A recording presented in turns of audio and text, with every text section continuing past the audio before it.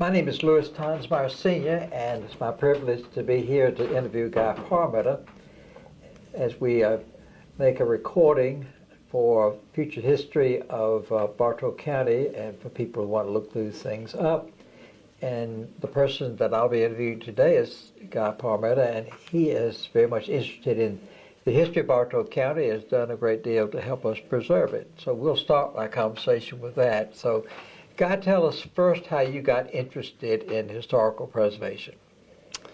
Well, that's an interesting story because at one point I could really care less, I guess, about history. It wasn't my best subject in school, nor were too many, but beside the point.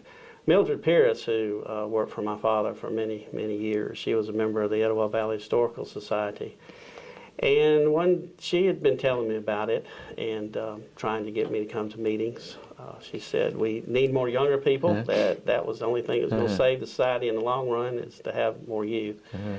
And so the first event I went to, she said, would you come on a bus tour down to Westville? And so she said, I'm going to give you a duty, and that's going to be bartender for the bus. I said, we will have some drinks, we'll have some colas and things. And I told her I would do it. And after that long trip, they wore me out. And I thought, I don't know. But anyway, I enjoyed the trip. I enjoyed the crowd on the bus. We had a great time. And I decided that I would start going to the meetings. So at that time, we were meeting over in the Civic Center. And it didn't take long for them to spot a young person and say, you need a job in society. So it started throwing me committee chair of this or secretary or something. So it didn't take many years to work up. So when was that? What year was that? I would say around 1982, 83, possibly. I still remember at that time our home was the Mumford House out on the Atlantic Steel property, which has since been moved. And then I remember moving over to the Walford Hall White House, which was on the same block where the courthouse is today, which was torn down for the Frank Moore Administration Center. But we were in that house for a long time. So that was some of my early rememberings of working with people and so forth. And when that burned, I remember that house catching on fire when I was treasurer and Judge Jerry White was president for the club. So we had a little work to do to clean that up and take care of our stuff. Well, tell us some of the things you have done in association with Etowah Valley Historical Society. Well, I think what really stands out in my mind is around 1990 or so, Historical Society, the membership had really gone way down. And I had been elected president maybe a year or two before, and I served a number of years as president. But I remember one of our members, J.B. Tate, one of our new members had come back to town. J.B. was an old friend of mine when he was here the first go-around, but he taught at Kennesaw College, and he had a lot of great ideas on history. And we sat down and thought, how could we get the local historical society really going in the right direction? And so we came up with some ideas to come up with maybe 5 good things that we could do great, and have regular meetings, have a newsletter, have several notable projects that we could do. Don't remember the exact details, but we accomplished that. The rolls got up to around 400, 450 people. So we had the society really going there for a long period of time, and a lot of interested people. Through the years, we had a chance to come up with some great projects. I think some that come to mind that I was involved with. The first really big one was the Vaughn Cabin at Red Top Mountain State Park. I got the call on that from Sherlin Vaughn, who donated the cabin, and I immediately thought of JB because he was doing elder hostel programs up at Red Top, and I called him and I said, why don't you ask the Red Top folks if they were interested in that cabin? And he said, I'll do that. And he called me back the next day because I knew he had a meeting that night. And he said, they're not interested. So I kind of procrastinated calling Mr. Vaughn back for a few days while I thought about it. And so that was good because Red Top thought about it too, and they called and said, we want to reconsider that. So we went out and all of us took a look at the cabin and they liked it. And the rest is history. Now it's up on the park, and it's basically due to Historical Society getting involved, working with Red Top, coordinating all the things that had to be done, including the appraisals, the legal contracts, the insurance, the guarantees that the land would be put back that Mr. Vaughn had when the cabin was gone. But we did have some help from AT&T and Georgia Power. But it was a great accomplishment for our society, and we put a lot of money into that roof. Another one with Red Top that stands out is their Iron Hill Days today. That came about with a friendship of mine with James Hamilton at Red Top Mountain State Park. And he was one of the assistant managers when we were doing the cabin, so he later became the site manager. And I had a call one day from Jim Bennett in Alabama, and he was Secretary of State there, but his love was the iron industry. And he asked if I could show him around this area where some of the furnaces were and so forth, because he wanted to add to his book that he had written about Tannel Hill and iron industry in Alabama. So he came over, we talked, talked to James about it, and James was interested because they want to do their own pouring up there. So got their people in touch with Jim's people at Tannel Hill State Park. We made a trip over there, got everybody together, then we set our first Iron Hills Day at Red Top Mountain State Park, had their people come over and work with the volunteers that Red Top had put together with some of the employees and a few other friends of the Red Top group, and showed them how to do all the work. And Jim came, made a speech that night. So since then, they've done that program every year and have added on. And another big event thing that we've done was Altoona Pass, and I guess that's probably one of the biggest undertakings that we actually had to do ourselves. And that came about through a newspaper article that I saw in the paper on either Thursday or Friday, and it was from a gentleman down in Ackworth who was not a reenactor, but he was a relic collector. He and his father and his grandfather had been, and he was kind of criticizing Bartow County and Cartersville in the paper about why we didn't do something with Altoona Pass, that it was just a undisturbed treasure that needed to be looked after. J.B. Tate and I used to have breakfast every Saturday morning over at Eckerd's. And so we would talk history and other things. And so I brought the article that morning. And J.B. at the time, he'd become president, and I was chairman of the board, and brought the article in. I said, J.B., I said, we could do something with this.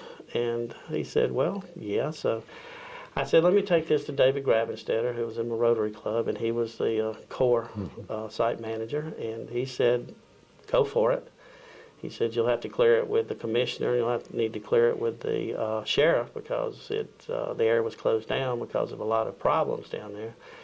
And so we put a plan together, and the sheriff approved it, and the commissioner approved it, and so we went to work. And it was just kind of a labor of love for 4 or 5 years, working Saturdays, cleaning the trails, getting a little support from the Corps as far as some lumber and mulch and for the trails, finding a few additional people would work on it. The county and the Corps paved us a parking lot down there. We put our first signs in, but ultimately knew we couldn't keep that up, so it needed to go to the state. And at the time, the state parks director was Bert Wirtz, and I had Bert up, and we went around. He looked at it. We talked to the neighbors. We talked about the possibility of the state taking over that. But that rocked on for a year or two. Bert retired, and David Gravenstetter retired, and Eric Peterson took over David's job.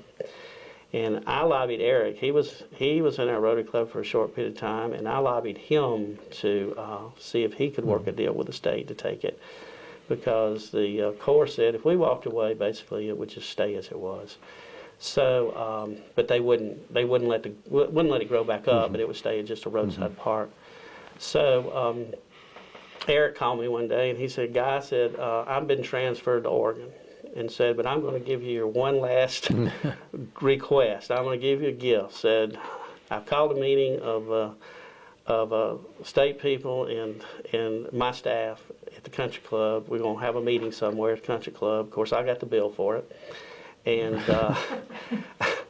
but we put together a package that ultimately the state took, and so they took the park over. And that was a real blessing for us, because those, especially myself and Ed Hill, Diane Mooney, and a few others that had worked hard down there through the years were tired, and we wanted to move on to other things. So the state took it over, and of course have redone the signs, and they have a 5 and a 10-year plan for that down there. And so that, that was another big accomplishment for us. And but there have been, I think, a lot of things through the years. The ladies that worked hard to get the courthouse, get an office in the courthouse. Diane Tate, Emily Champion, some others really worked hard at one time to do that.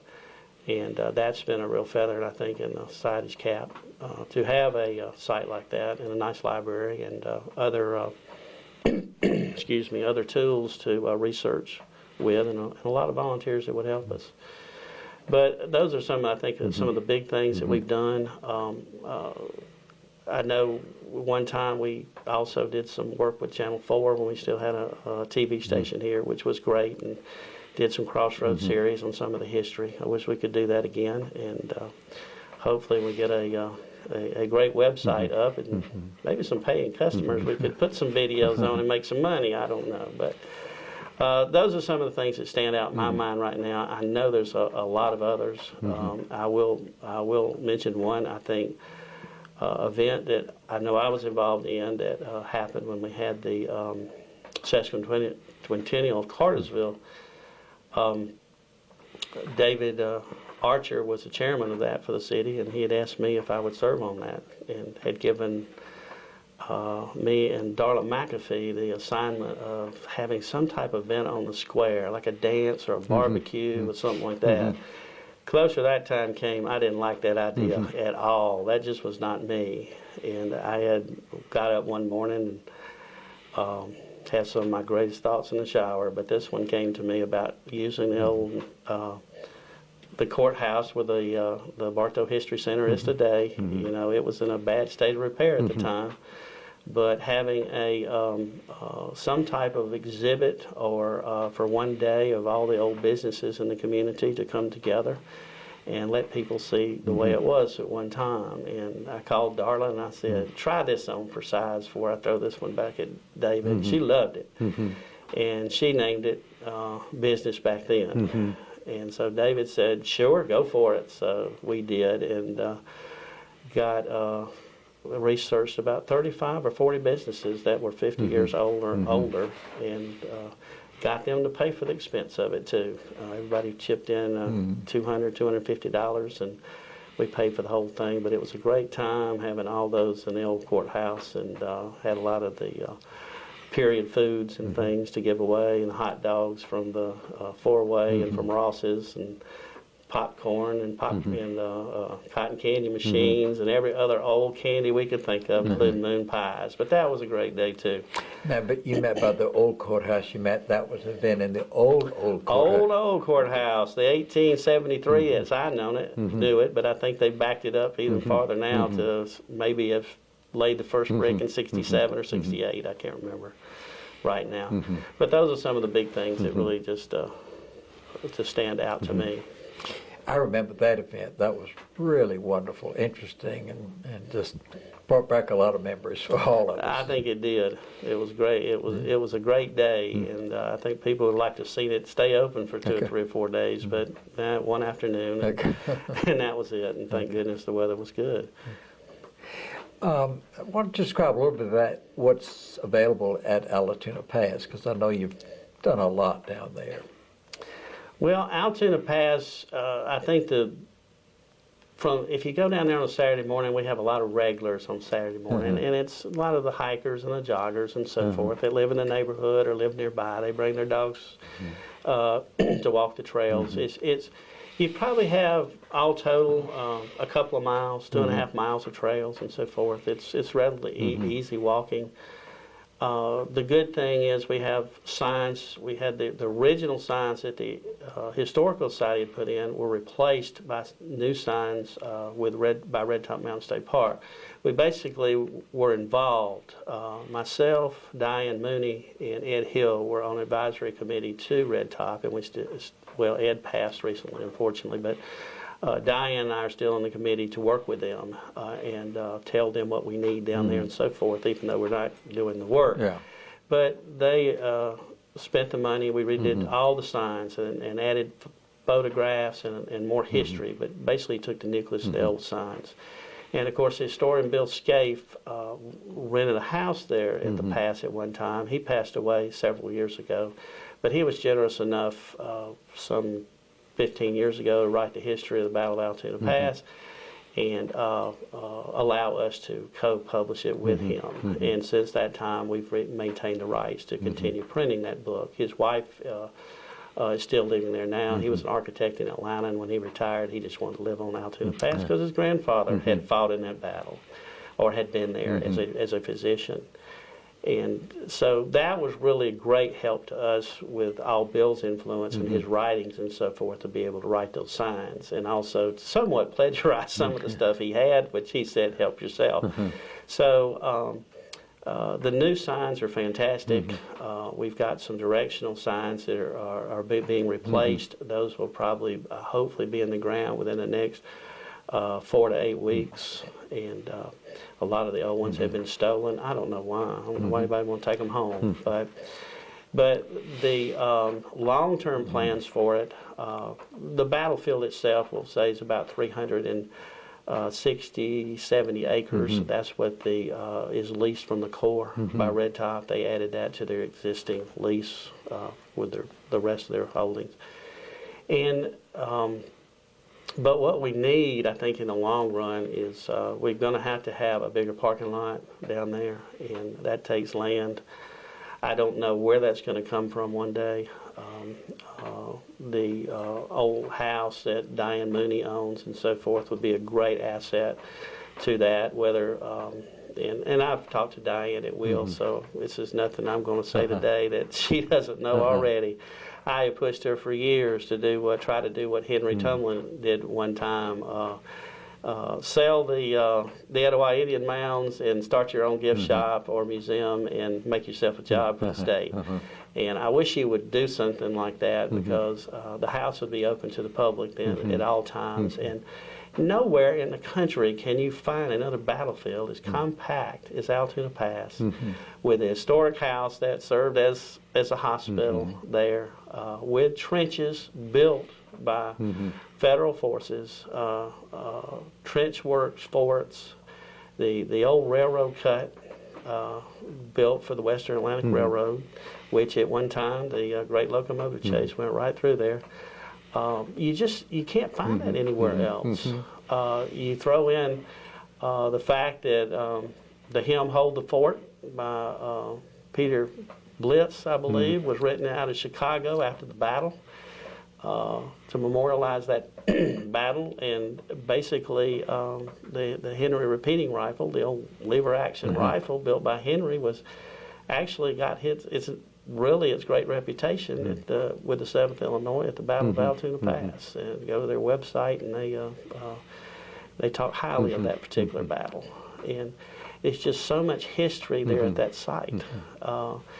And that whole area along through there, you've got the iron industry along the Altoona Creek all the way down to the river, and then you've got the iron industry also going up Stamp Creek for miles and miles and miles. So when you look at the iron industry history, you look at the railroad history there, you look at of course the building of the lake right up to its shores, and you look at a battlefield that's the most unique in the country. It's hard to beat Altoona Pass, and that's why most people just love it. They love it the way it is. We also have an unknown soldier that was buried there at one time. Lots of speculation as to who that was. When the lake was the land for the lake was flooded in 1950. That particular grave had been moved over a little to the south and along the railroad, a little higher ground, thinking that might be flooded. But a lot of speculation of moving it back, but that brings on a hundred warts for the community. That got out one time, and the phone calls started coming in, leave it where it is. So I don't know if that will ever happen, but my dreams for that site one day in the long-range plans would be to continue to work on the trails, maybe add some more trails. Some of the steps going up to the the Star Fort, those are going to be replaced within the next 5 years by the state, be a better, more comfortable stairway. Let's say the directional arrows put in. I know Joanne Smith is working very hard on the display board of a timeline for our regular October reenactments, or I won't say reenactments, but because it's hard to do a reenactment there, but demonstrations with both Confederate and Union soldiers and displays and so forth. So we do that every October to memorialize what happened there. And of course we have the memorial area there, which we need 3 more monuments. Each state that was officially designated as being there, we wanted 1 monument for each. The next one to go in will be the Ohio Monument. That's been funded by a number of reenactment groups and through the Atlanta area and so forth, and it just needs just a few more dollars, and that will probably be in for the years out. We just reached an agreement with the Friends of Red Top in the Society of funding the last 2 monuments, Wisconsin and Louisiana. One more thing goes with that, with the Red Top folks, is to get in touch with those states.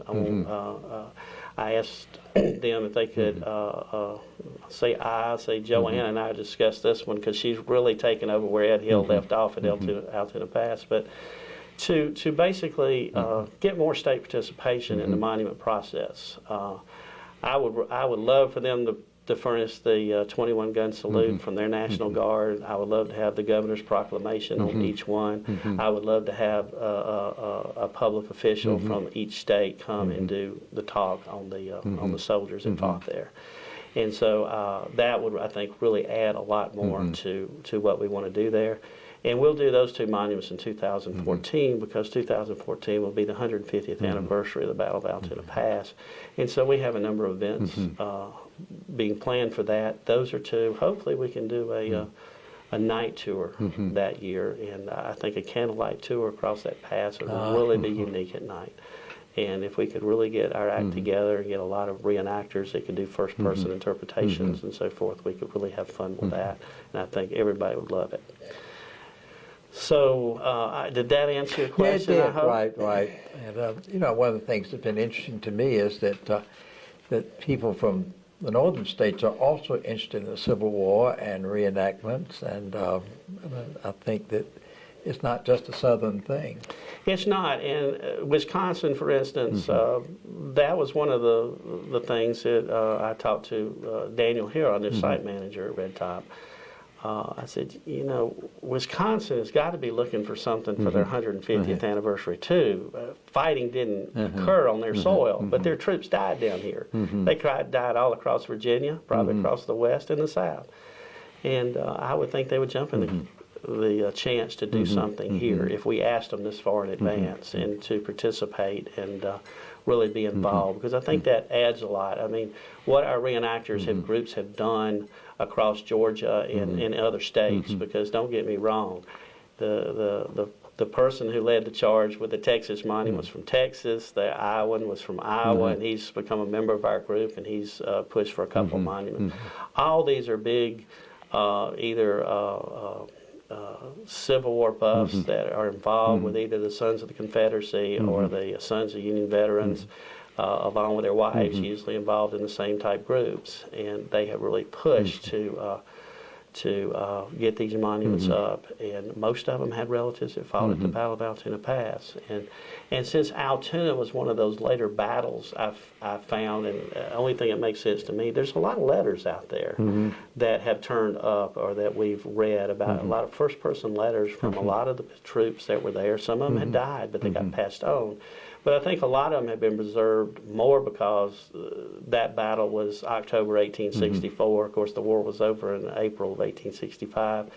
But a lot of those troops were at the end of their terms, and unlike a lot of the Confederates had fought there that had to make the final charge at Nashville and Franklin and so forth, and a lot more got killed. Unfortunately, I think a lot of the Union soldiers more survived because that was a Union position down there. After the Confederates under Joe Johnson had retreated through Bartow County, they left Altoona Pass wide open, and the Unions took it over because their supply line was the Western Atlantic Railroad, and in places like Altoona Pass, where you've got a nice open a gap, you've got Tunnel Hill with a tunnel, and you got Etowah River Bridge and the Oostenaula River Bridge, and every creek along the way. Those all had to be defended, and you had to leave guards there. Let's talk a little bit about your own family history here. You have a long history associated with a Parmenter name, and talk about that for a few minutes.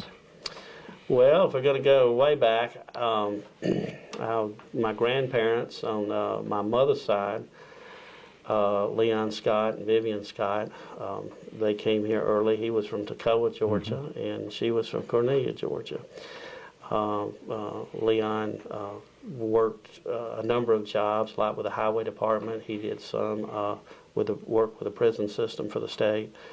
During the war, he spent a lot of time at Southern Pines, North Carolina. There was a prisoner of war camp there, and he was charged of the civilian construction crew there. So I was reading some of the letters after my mama had died, and I noticed one card he said that darn camp commandant said, we kind of shared duties, and when we would put up a sign, he would take it down. And we would do something, he would take it down. When he put up something, we would take it down. And it got old. But he finally settled. When I knew him, he was operating North Georgia Block and Pipe Company down on South Tennessee Street. And that's the way I knew him. And he was a great grandfather to me. He bought a farm out in Taylorsville, and we'd always go out. He liked to do a little farming, but he didn't have horses, but he bought some for us to play on, so had a good time. My daddy's father came with Goodyear. My daddy was born in Waltham, Massachusetts, and his father also came out of Massachusetts, and he went to work for Goodyear. He went a textile business, basically. Had several jobs in textile field, and went on with Goodyear. 27, they moved him to Cedartown when Goodyear bought a plant in Cedartown. And then when they bought the plant in Cartersville from the American Textile Company in 1929, they moved him over here. Now, I believe at the time, I think my daddy graduated from Cedartown High School, so I tried to do the math and so forth, and I never really asked him exactly, but I think he stayed over there and finished his high school education before he actually moved to Cartersville, because he still had a lot of friends in Cedartown. Of course, his mother, Annie, died when before he came back from the war. My daddy came back from the war, and she had a bad heart and died somewhere between 45 and 46. And Daddy didn't make it back from the war, and he served in the started the insurance business here and around. Right, probably 1940. Daddy was, as said, he went to Cedartown High School, then he went to Georgia Tech and got a degree. After that, he went to work for Goodyear selling tires in New England. This was door to door to the different shops there. Selling tires is not what it was today, and he didn't like that. He didn't like cold weather up there. But he came back and got into the insurance business and. A little story with that. He was good friends with Gaz White here on the Ford dealership. And when Daddy went off to the military during World War II, Gaz told him, said, well, I can't sell cars, but I can run the insurance business while you're gone. And said, when the war's over, I can sell cars again, and you can have the business back. So that's what happened. So Gaz ran it during the war, and so when Daddy came back, it swapped. And, so it worked well for him. Yeah. And Daddy was went to the Army, ended up in the Army Air Corps, was a captain on with a Mitchell bomb wing, and never flew, but did get the Bronze Star, and came back and I think had a very successful career in the insurance business. My mother, Carolyn, she was born in Cornelia, and she there's another video out on her history, and somebody can go research that for her life. But how would they look that up? Under what name? Carolyn Parmenter. Okay. Oh, okay. So, but I think in just kind of a clip, she had. My daddy was selling insurance to her daddy, and saw her down at the pipe plant one day, and of course finally met up with her, and the rest is history there, of course. But how far you want me to go from there? Well, just tell me what I've missed, and I'll keep moving. Okay. Well, I was certainly privileged to know your grandparents and parents, and that just was really important. And they were such wonderful people, and I've been a part of your all's lives for a long time, and that's been a great privilege. Well, thank you. And I know my daddy always thought that, I think he was on the hiring committee that brought you to Cartersville from Sylacauga, Alabama, right? Correct. So, yeah, he was always proud of that fact. And you've always been a great friend. But some of the other things, and I know you're going to bring this up, and I'm just going to go ahead and throw it out. Please do. I know what it is. I know. Being Episcopalian in the younger days when I was still single, Lewis wanted to be matchmaker, and he had this young girl that had moved up from Jessup, Georgia, who had recently graduated from Mercer University, and she wanted to move to the North Georgia mountains, and she had pulled out a map and had looked to see where jobs might be available in the North Georgia mountains, and she ended up coming to Bartow County for a job interview, and ended up at Cloverleaf School. Now I can tell her the mountains are a little farther north, but this is not it. When I go to the mountains, I go a little farther. But this is really where the Appalachian chain starts. And so, yes, it would be the mountains for her, because she grew up in Jessup, Georgia, the sandy plains of Jessup, Georgia. She was born in Oak Ridge, Tennessee, so I call her a nuclear child, when her daddy worked up there on that project. And then he found an engineer's job with Rayonier. He later became ITT in Rayonier, and worked his way up to plant manager in both the Fernandina plant and the Jessup, Georgia plant. So all that was really coastal for her. So she wanted to see the mountains. So I know you had asked me on a number of occasions that I needed to meet this young girl, and you did your darndest to try to put us together. Her name was Linda Christine Wood, and she and I guess I was kind of rebelling against somebody trying to put me with a particular girl, but I saw her again after a couple of times at church. I used to play some softball when I was with the JCs on their kind of industrial league team, and she and some other young girls came out to the ball field one day, and then after it was over, we all went to town, had some refreshments, and the rest was history. So we married in 1977, and of course we had to ask you to marry us. Of course you did. And we got married in an Episcopal church in Jessup, Georgia, and we were both Episcopalians. And I'm sure you were as excited as the priest in Jessup, because I remember he was near his retirement. He said, "I've never married two Episcopalians." And Lord, I didn't know what that meant. So, little different service from what we're used to in a traditional wedding. And of course, I was kind of rebelling about that all the way through. And Louis, you were always so nice, especially when we did the counseling that was required in the Episcopal Church, and so you would say, "God, it'll be okay. You'll get it your way. You'll get it your way." All knowing at the last minute it was going to change.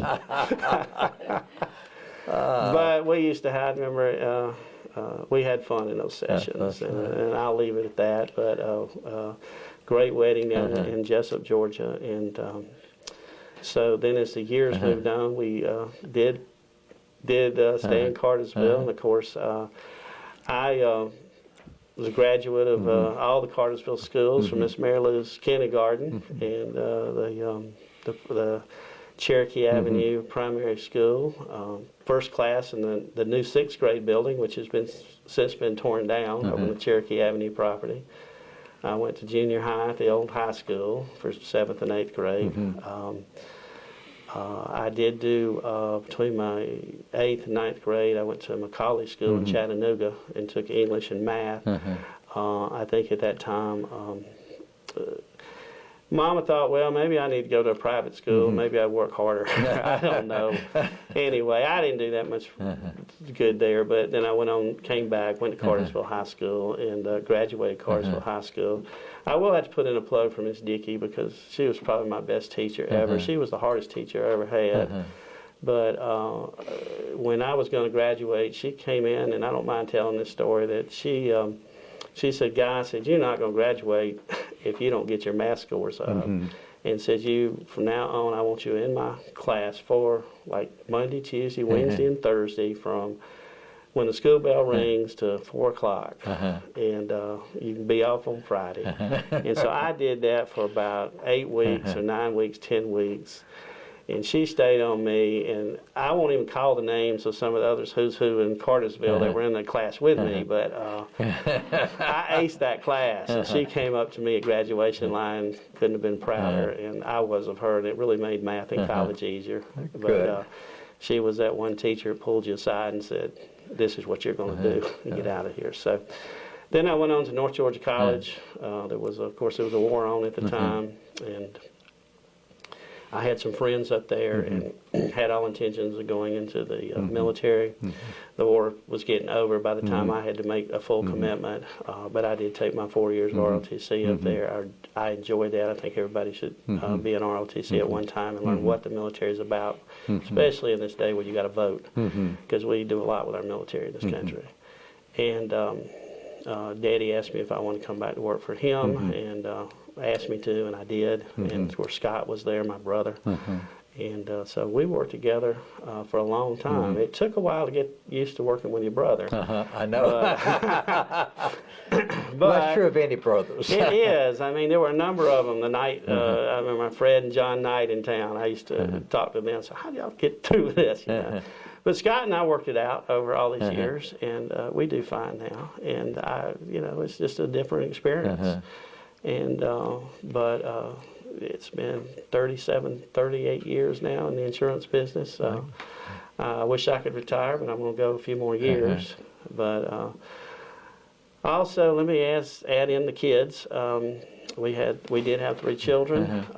They said we married in 1977. Stuart, our oldest son, was born in 1981, and then came Andrew, the middle child, and get this right, 1984, and then Julie, our daughter. Linda wanted to have a daughter with the 2 boys, and I'm glad we did. I love her to death. And she was born in 1986, and Julie, I'll go the other direction. Julie went through the Cartersville system.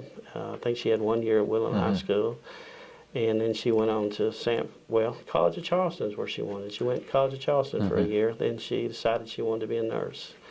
And I think she'd volunteered at a hospital in Charleston and was holding all the little, working in the intensive care unit with the little children and helping the mom. She loved it. So she decided to go to Samford University in Birmingham. And so she got her nursing degree and took a quick job right after that because the economy went down and nobody would commit to additional payroll. So she worked in Greensboro, North Carolina, working in a regional hospital for 7 or 8 months. And she applied, saw an opening, applied to Eggleston and got a job there. And now she's right where she wants to be, in an intensive care unit in Eggleston Hospital. So she's living down in Atlanta by herself. She's not married.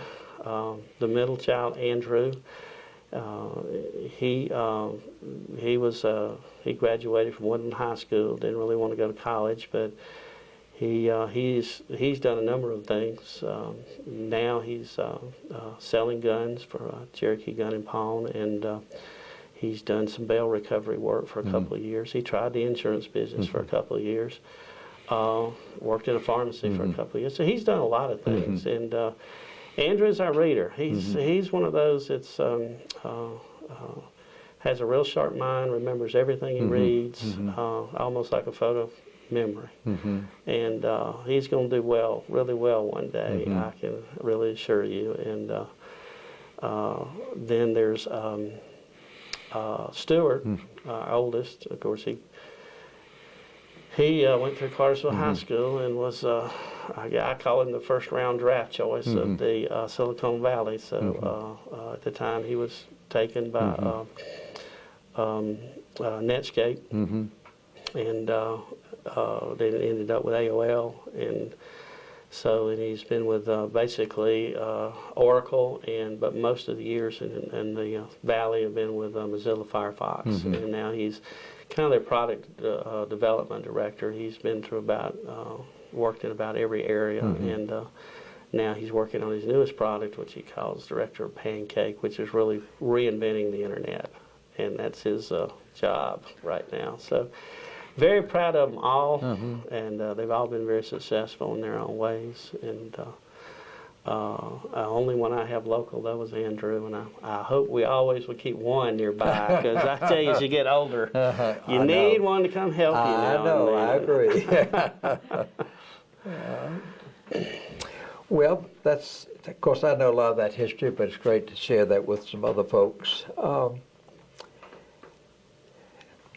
What else do you think would be of interest for us to talk about? If you were suggesting questions to me to ask you, what would you suggest?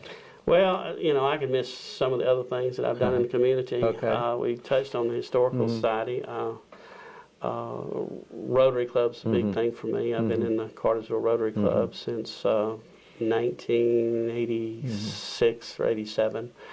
That was where my father was in the Rotary Club, and my brother for a number of years, until that club split and created the Bartow County Rotary Club. Scott went over to that club, and since been real successful in Rotary, being a district governor and so forth. But I had the honor of being a president of the Cartersville Rotary Club. My father was a president. Both my grandfathers, Leon and Guy, were presidents of the Cartersville Rotary Club, so I felt honored there. I've been a member of the Cartersville Country Club for a number of years. I think another privilege, I did get to serve as president of the Cartersville Country Club, and my father was president one time. So all those type of things mean a lot to me, the tradition, the family tradition, and so forth. I had an opportunity with the Chamber of Commerce to be president once, and Daddy said no. And that was, I was probably 3 years out of college, or 4 years out of college, and I was approached about that job, and said, it's yours if you want it. And I said, I better check with the boss, and the boss said no, and my mother said, Sherman, you should have let him do it. But I didn't, but I served as vice president once, and that was probably one of the jobs that opened up my eyes to the fact that we had a lot of tourism opportunities here in Bartow County. I remember the chamber really wasn't much for that, and they were always involved with the businesses in bringing industry in, and that was kind of getting dropped by the wayside, and that was real noticeable my term.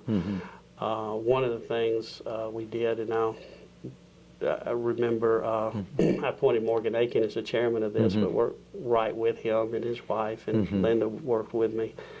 And Sandy and Harvey Howell were involved in it, and Stay and See Georgia opportunity. And we entered and we won the Stay and See Georgia contest that year. And that really brought out, talking to a lot of the writers and the visitors who came in, to how prominent this community could be in the area of tourism, and that we were kind of lagging behind in that particular area. We were relying on Red Top Mountain State Park and the Etowah Indian Mounds to be our tourism, and that was it. And nobody thought that it could make the dollars like it did today.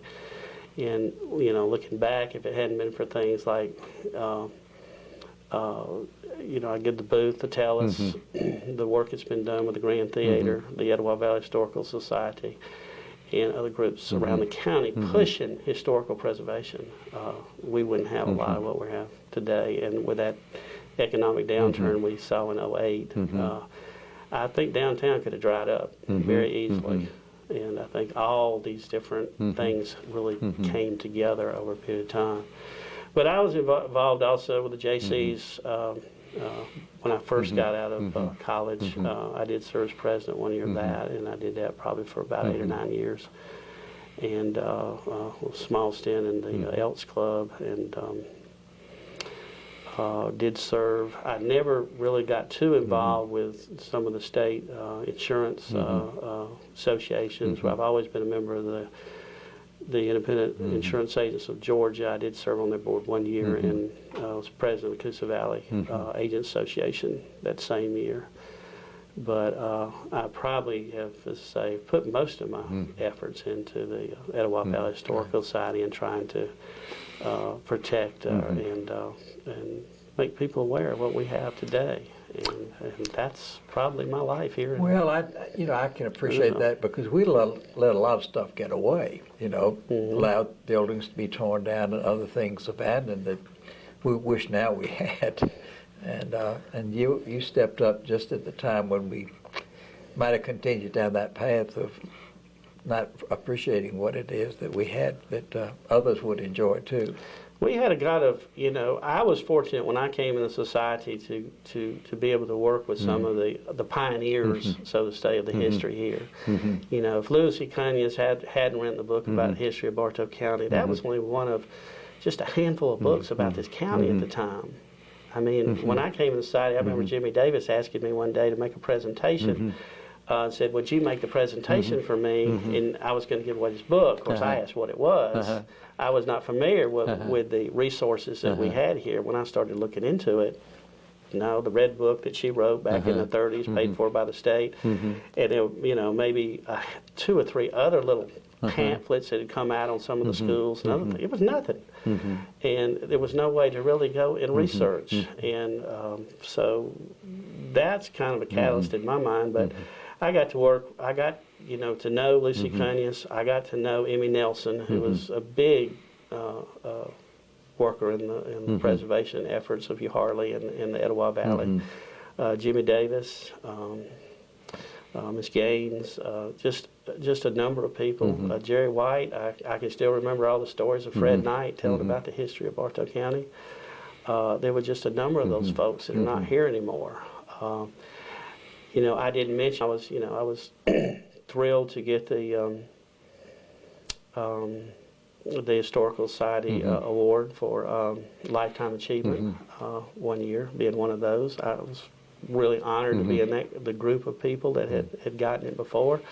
But some of the ones I just named, if they had been alive, they would have easily gotten it long before I ever had an opportunity to. But now, if you look out there, I mean, the books really fill up the shelves on what's been written now about Bartow County. Yeah. And especially, and I think a lot of it, a lot of the help there with the research room that we had up in the Historical Society and getting all the newspaper clipping on microfilm. A lot of the books you see now, a lot of the research was done up in that room, going through those newspapers and finding other information. And members of our society have helped out in a lot of those volumes. But now, there's probably easy 30, 40, 50 or more books now written solely about Bartow County or parts of Bartow County. So it has really taken off. And we're making this interview in 2012, and I think we're a lot of conversation with the development in the Emerson area of the sports complex, that there's going to be a lot more visitors coming to this area. And we really do have a chance to capitalize on that, but not just as a tourist attraction, but to appreciate what we have here. I share with you a love for this place, and just a wonderful place to be and to live, and raise your kids, and participate and so forth. I have loved living in Cartersville and Bartow County, but I'm guilty of encouraging my kids to see the world, though, before they settle down. And that's the one thing I've always asked all of them, before you ever settle down, see what's out there, whether it's across this country or across this world.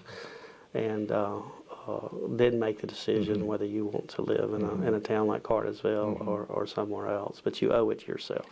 I certainly agree with that. That's certainly wise admonition. And Andrew, our youngest son, went other places. His statement was, when he was growing up, he thought about how he could get away from here, and then he tried to figure out how to get back here, and did. And well, that's Stuart. okay. He loves California. He's not coming back. I know that. But he's seen the world. He's been to about every country in the world working for Mozilla. And he told me one day, Dad said, the Internet's not just in English.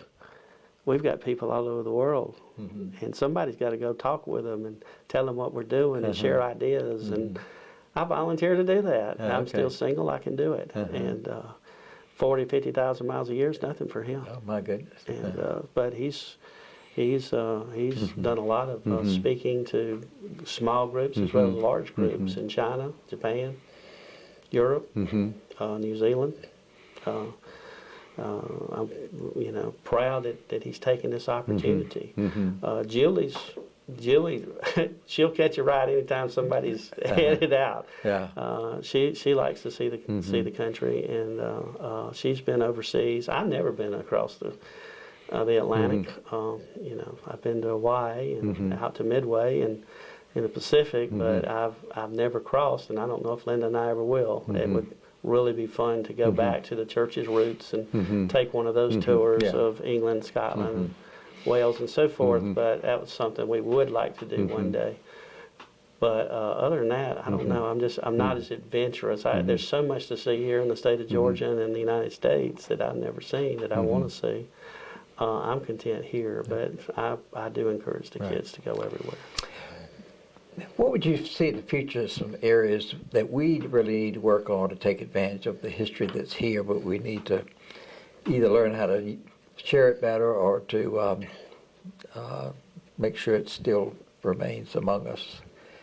Anything else you could mention that maybe has not been mentioned? Well, I can tell you what our biggest failure, I think, in preservation is the cemeteries in Bartow County.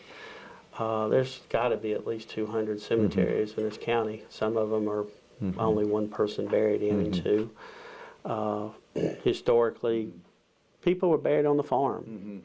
They didn't have the public cemeteries that we have today. You could go back and take a look at the First Baptist Church's cemetery when it was the what did they call it? They were Cartersville Baptist Church before that. By another name, it escapes me at the time. They started a little cemetery just like the Presbyterians did, and then through the years, other people they left them. The people in those particular churches didn't really feel any obligation to that because the Civil War broke up a lot of things, and a lot of the population shifted here in this community. A lot of people didn't come back from the war. A lot of people moved on during the war to get away from it. So a lot of the churches didn't really feel any close tie to some of the old cemeteries that were in that their earlier predecessors had basically under the same church.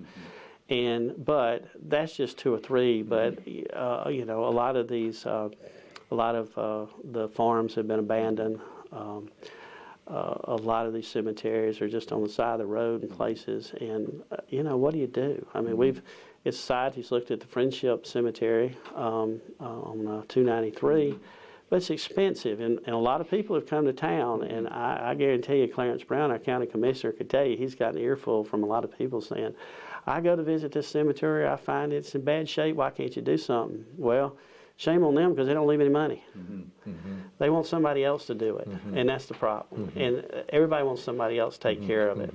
And I believe that you're responsible for your relatives going past, and you got to take care of it. It's not necessarily the city's job.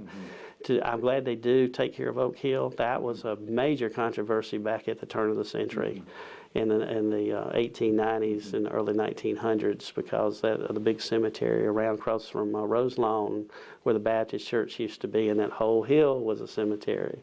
and getting it moved. It was kind of a disgrace. Nobody was keeping it up. And so, you know, that's a plus that one got moved to Oak Hill. The city took it over, but it's this big expense for the city. But, you know, the county and the cities can't take over all these cemeteries everywhere. Somebody's got to do it. And a big one like Friendship, which is, you know, it may have started out as Presbyterian, it may have had 5, 6 graves in it, but since then people have been buried in there through the 60s that had no affiliation with that church, probably a couple hundred people. So what do you do with it? And we've toyed with it, we've looked with it, but the bottom line is it's going to take a lot of money and a lot of labor to do it. 2 or 3 or 4 people can't go down there and do that on weekends and so forth. It just won't happen. Another, I think, is basically you do have to look at our historic buildings and so forth. The Society published back in the around 80, 81 a book on all the old houses in the county. It was kind of a lot of people thought that Sherman had destroyed everything. Well, Sherman didn't destroy everything. His people did destroy Cassville, and I believe they destroyed Canton.